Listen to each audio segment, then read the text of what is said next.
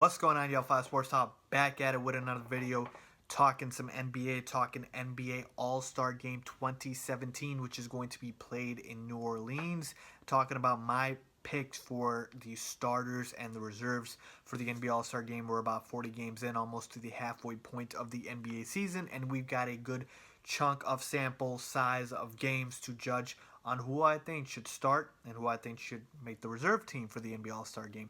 Not who will probably will. I will get to that very shortly, but who are my picks for the NBA All-Star Game. If you have not heard or seen the news in the latest returns for the fan voting, Zaza Pachulia is actually leading ahead of guys like Anthony Davis, DeMarcus Cousins, Kawhi Leonard in the Western Conference for the front court. I'm just disgusted. I don't know what to say. I don't know why fans are doing this. Besides Warriors fans, obviously, this is why they are going to eventually get rid of fan voting all together. Right now, they've cut it down to just about 50%. The rest is going to be players and coaches. Thank God for that. But fans are just being stupid, trying to be funny and vote in Zaza for the NBA All-Star games. That's absolutely ridiculous. I don't know why they're doing that. But with that being said, let's just get started. Here are my picks for the starters for the Eastern Conference. East, I've got Kyrie Irving having another great year. He's pretty much picked it up just where he left off from the NBA Finals. LeBron James, no-brainer.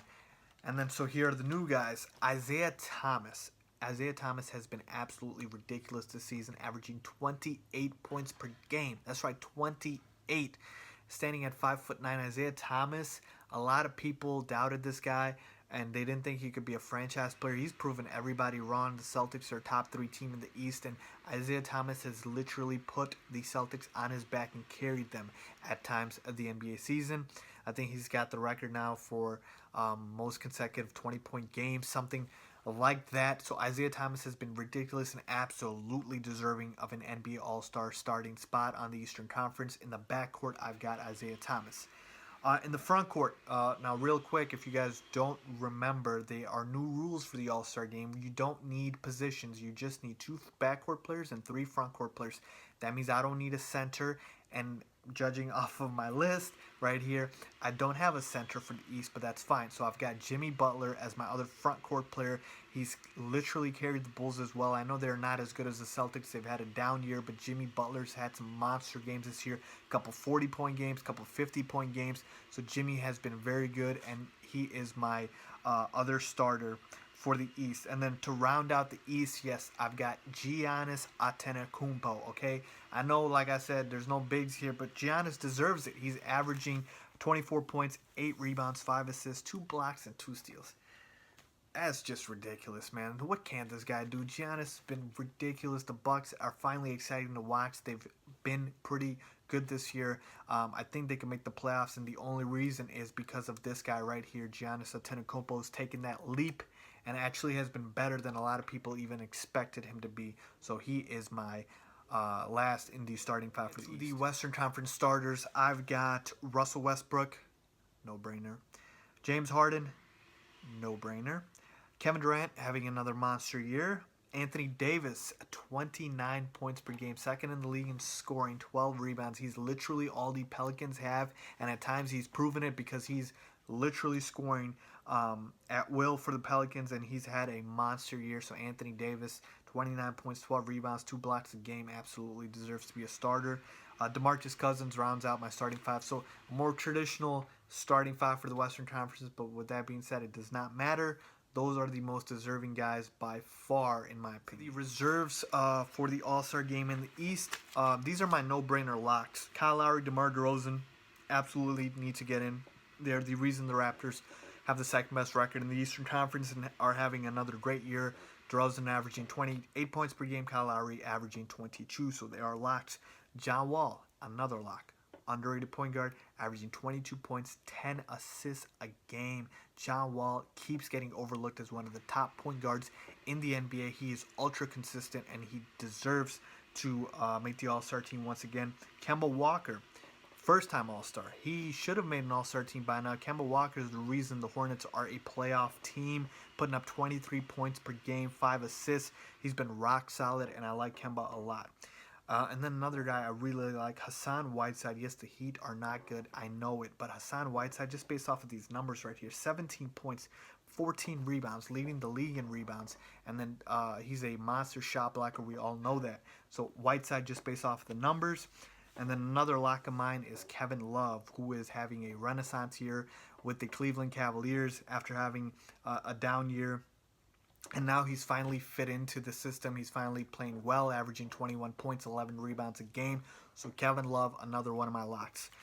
And then here are some of the guys that are sort of on the fringe, but I think they deserve to get in. Dwight Howard, he's been a pleasant surprise for the Atlanta Hawks, averaging 14 points, 13 rebounds a game, second in the league in rebounding. He's just been a solid, steady presence, and I know Dwight Howard gets a bad rep, but he's been very solid for the Atlanta Hawks down in the middle, and I like him as a reserve. Paul George, yeah, he hasn't had a great year, but still putting up 22 points per game, really the only offense for the Indiana Pacers. So I like Paul George as well. And then Dwayne Wade, yeah, I know he's old. I know Dwayne Wade is quote unquote washed up, but if washed up is putting up 19 points, 4 rebounds, 4 assists, and I'll take it. It's still a lot better than a lot of the numbers a lot of the other guys in the East are putting up. So Dwayne Wade, I still think he deserves to be an All-Star. And then the final spot in the East. I really didn't want to do this. You guys know what guy I'm missing. Carmelo Anthony. But I am so tired of putting Melo in the All-Star game year after year, and tired of fans really putting him in the All-Star game. All this guy does is score. The Knicks are horrible every year, but yet Melo still gets in. I don't know why. I would much rather have a guy like Joel Embiid get in. If Joel Embiid was averaging like 36 to 38 points per game, he would easily get in. He's averaging 17 points and 9 rebounds in 28 minutes a game, not to mention 2 blocks a game. Joel Embiid absolutely should be an all-star if he was averaging 36 to 38. Heck, I think he could be an all-star right now. I'd much rather have him get in than Melo, but I feel like Melo might just get in as a reserve. But my pick would be Joel Embiid. Western Conference reserves. My locks are Steph Curry. I know he's having a down year, still averaging 24 points per game and 6 assists a game. The Warriors have the best record in the NBA. So Steph, of course, a lock for the All-Star team, but he is a reserve this year, not a starter. Kawhi Leonard. Spurs have the second best record in the NBA, and Kawhi Leonard is the engine that drives the Spurs, averaging a career high 24 points per game, 5 rebounds, 3 assists, one of the best defenders in the NBA as well. So I like Kawhi Leonard a lot. Damian Lillard's been a scoring machine. Yeah, the Blazers have struggled, but it's not because of Damian Lillard averaging 26 points per game. I like him as well. And then here are the other guys.